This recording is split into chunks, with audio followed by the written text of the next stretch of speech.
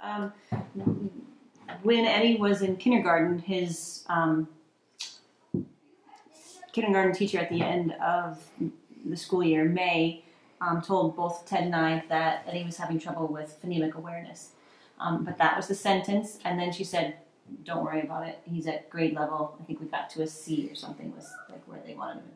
So we didn't blink an eye about it. And then in first grade, that's when things really started to go downhill, and Eddie turned into a different person and was not happy, and stomach aches began, and the long journey of conversations with teachers and principals and special ed teachers. We finally got him on an ILP, which really, an individual learning plan. That didn't do anything because, for example, one of the accommodations was, I don't know if you remember this or not, but instead of having to look at the board and write notes, they said, "Oh, sure, we'll put the notes next to him." But that was still impossible to have to like look over here and then write it and then check the spelling and then she's talking and what and somebody's nudging you next. The ILP did nothing. First grade was very, very challenging, and Ted and I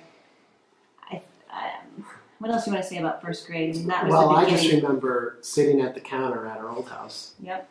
And going through a worksheet, and right. I was thinking to myself, like Eddie and I would go through the worksheet, and it would just be like an ABC sheet, and then I would say, okay, so what's that word again? And he couldn't remember the word, so it was that retention. And so to me, that was really concerning and actually frustrated as a parent. And so it was, and we didn't understand dyslexia, so I was just, doing this rapid pace, like, okay, like, let's do flashcards or let's do something, and it wasn't working. Right.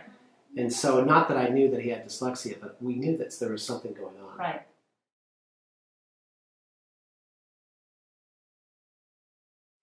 I'm trying to forget most of the elementary school. There was the house was usually pretty good. But we started tutoring in second grade, and we thought that we had a really solid person in place. And first, we started tutoring. We did in first. You're right.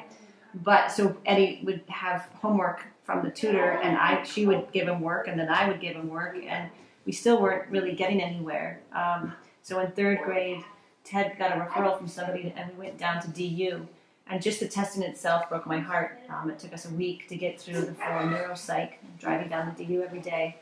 And we got a diagnosis, I think, just before Christmas, wasn't it, Ted? And we said, You said, and I said, we got, the school they got it. I trust them. He has dyslexia. So they know what to do. They've been to school. They have the education. It's going to be all right. And what did you say? You didn't have that reaction. Well, it was to me, it was almost a little bit overwhelming, because it was like there was no roadmap, there was nowhere to start from. Sure. Although we had the school district, and we thought that we would have support with the school district, I think there was, for me, like a sense of the unknown around it. Mm-hmm. And and the teachers would I remember the teachers saying, don't worry, he'll get there. He's a boy. He's a late bloomer. Mm-hmm. Be patient. I remember that too. You're right.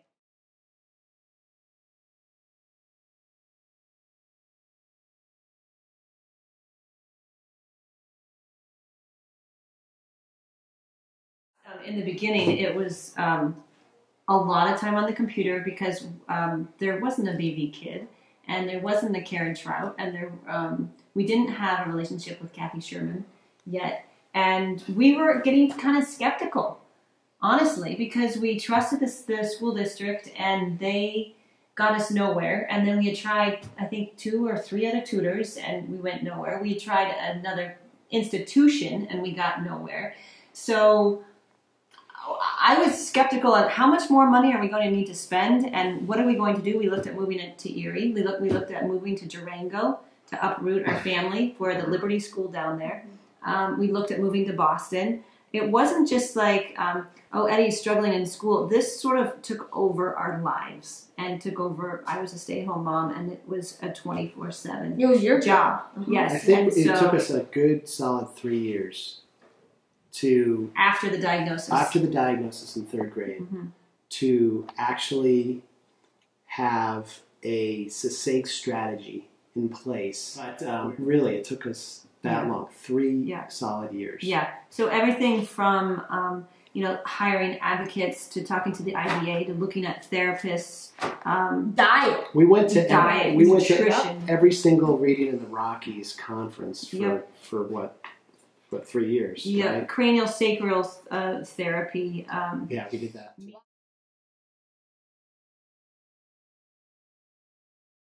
So my advice to parents just starting out with their journey is to not wait, trust your gut, and to seek resources outside of BVSD, honestly. Such as BV Kids. Such as BV Kids.